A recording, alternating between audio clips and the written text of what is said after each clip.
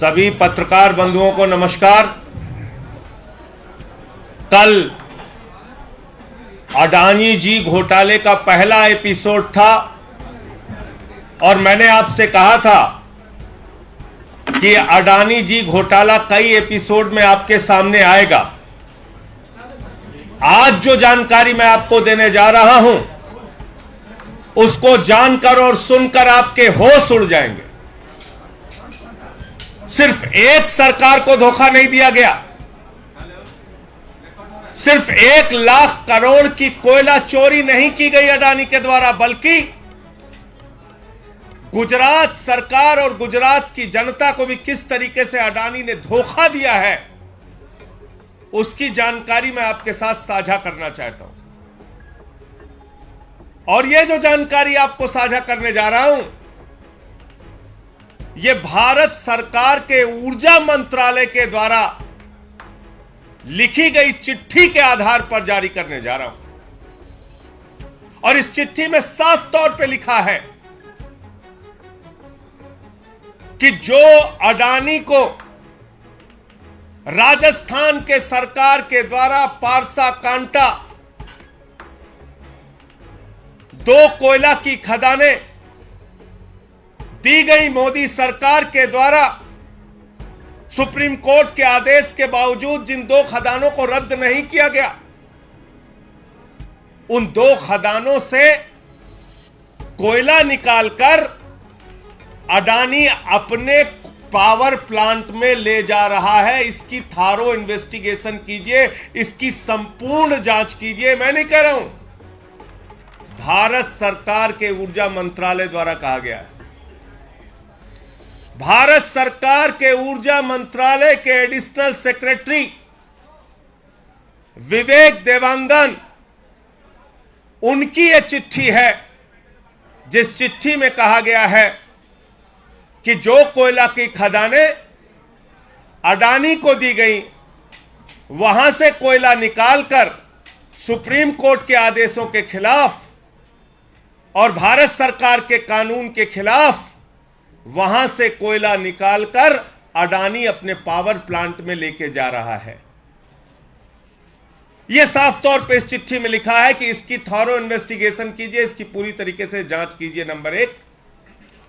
और नंबर 2, इसी में एक और गंभीर जानकारी दी गई है कि 4.42 रुपए में, यानी कि 4 रुपए 42 पैसे में पर यूनिट 150 मेगावाट बिजली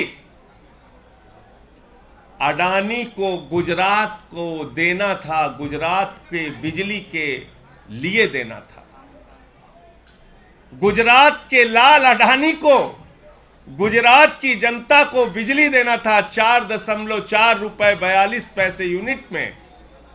और इस चिट्ठी में यह भी लिखा है कि गुजरात सरकार के साथ किए गए समझौते का वायलेशन करके उस कॉन्ट्रैक्ट को धता बताते हुए अडानी ने पावर एक्सचेंज में वो बिजली बेच दी, यानी कि महंगे दामों में वो बिजली बेच दी। यानी कि कोयला क्राइसिस के समय में, बिजली संकट के समय में जब गुजरात को बिजली की जरूरत थी, उस वक्त बिजली को अडानी ने पावर एक्सचेंज में महंगे दामों पर बेच दिया। और यह चिट्ठी किसकी है? यह है Vivek Dewangan, IAS officer, additional secretary, power department, Bharat सरकार।